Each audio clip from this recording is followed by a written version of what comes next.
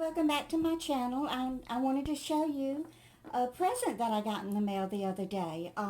It's this box of Ferrero Rocher chocolates, and this was shipped to me from a girl in Texas, and the name of her channel is Scratchnwintx. It's what she does, she will buy a whole book of scratch-off tickets. I know last week she bought a book of 75, $5 each. And then each day she will do a series of scratch-offs, usually 5 or 6 tickets at a time. Oh, and it is so exciting, and it's so much fun to see her win. So y'all go over there and pay her a visit. If I can find the URL, I will link it below, but I don't give much credit to my technological abilities. But the name of her channel, I will spell it. It's Scratchn, the letter N, Wintx, Scratchnwintx. So y'all just go over there and give her a visit. You can tell I've already gotten into these, just about polished them off. I did get up at about 4 o'clock this morning and ate 3 of them. I mean, how can you resist these Ferrero Rocher chocolates? Oh my God, they are the best with that hazelnut in the center. So y'all just go over there and give her channel a watch and tell her Glenda Merle sent you. Now let's go in the kitchen and cook us some lunch. Hey guys, welcome back to my channel. And I'm in the kitchen today and I'm going to make me some lunch. And what better thing to make a sandwich out of than good old Spam. And they do make it in the less sodium now, so that's what I buy, so as to not increase my blood pressure any. Now, they have these fancy little openers on them, and I was just thinking, you know, back in the 50s and 60s, they had a key that was up here, and then it had a little metal tab on it, and you would attach that key and, you know, twist it all around and open it. But now they got fancy on us, so so I was just wondering if y'all still eat Spam, and how do you prepare it? I don't think I ever really prepared it for a you know, an entree for a meal, but some people do, and I know it's really good for us who live on Social Security only. It's only $2 something a can, I reckon. I'll have to go look at my Walmart receipt and see what I paid for it. But they have a picture of it here with Spam and with some macaroni and cheese, it looks like. And then they have it here in a pasta salad. So, you know, there are all kinds of ways that you can use Spam other than just on a sandwich. But what I'm going to do is slice it real thin. I like it to fry up kind of, you know, crispy. And I have my bacon grease here from this morning when I fried my bacon and fried my egg. I still eat a lot of fried food, you know, being from the South. That's just part of my DNA, and it's hard to change it. But I figure if I'm going to die from high cholesterol, at least I'm going to die happy and eating the foods that I love. So let's cut 4 little real thin slices here and get them in this hot bacon grease and fry them up. And I got me some bread in the toaster.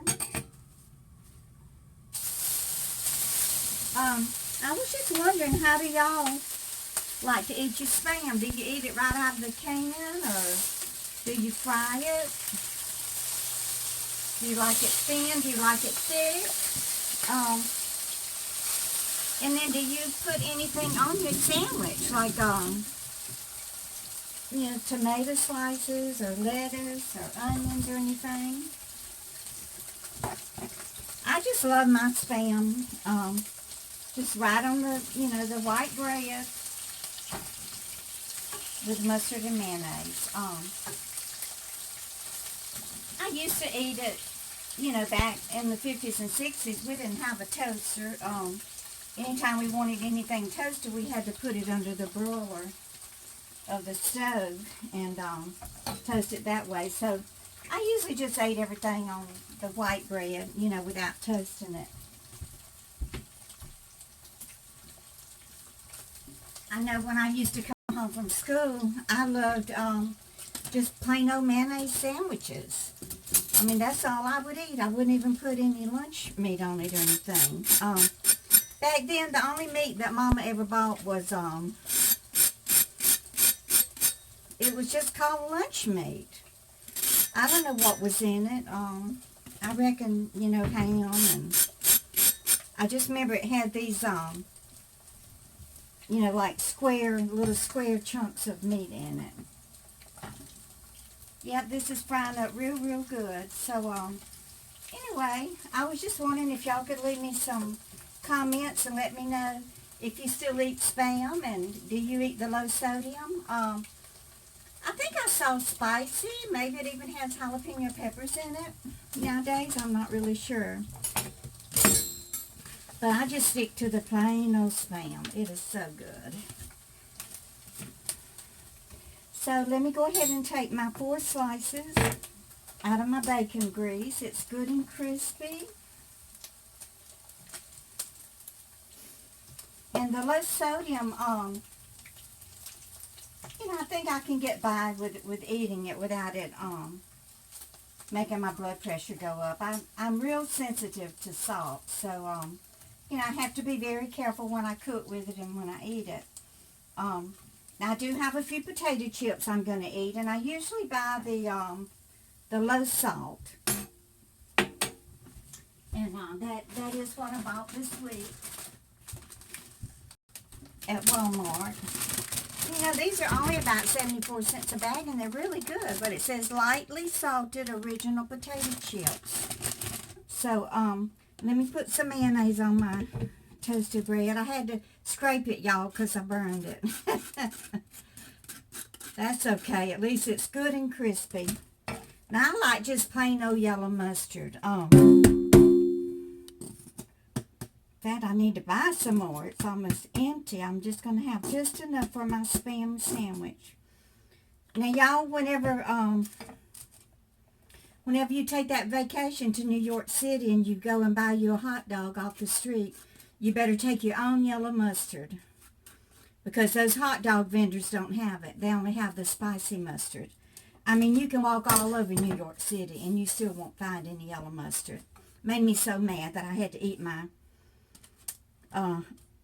hot dog off the streets of New York City with spicy mustard. Just made me mad. Okay, so I have my 4 slices on here, and I'm going to put my bread on top of there, and I'm going to cut it in half. Do y'all cut your sandwiches in half? It's just something that my mother did, and I've always done it. I did it with my children, but when Jill did it for Husani, he told her that he wasn't a child.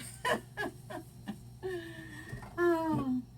So I got my Coca-Cola here. Now, some people will just stick a straw, you know, in the hole and drink it like that. But up here in New Jersey, you're lucky if you can even find a straw, because they don't give them out anymore. I mean, you go to a restaurant and you either have to ask for one, or either they tell you they don't have them. So I've started hoarding straws because I'm afraid they're going to stop making them. And why? I mean, does a straw really cause that much pollution? I mean, back when they said they were going to stop making the incandescent light bulbs, y'all, I have a garbage bag full of incandescent light bulbs, because I was not going to let the government tell me what kind of light bulbs I can and cannot use. And also, remember we had them old aluminum ice trays, and they had a handle on them, and you had to pull it up to loosen the ice. I mean, that had to take some engineering to figure that out. And then if you leaked the darn thing, you'd be walking around with an ice tray stuck on your tongue for 6 months. So I'm going to fix my Coca-Cola and eat my Spam sandwich. And y'all just keep on coming back. Bye, guys.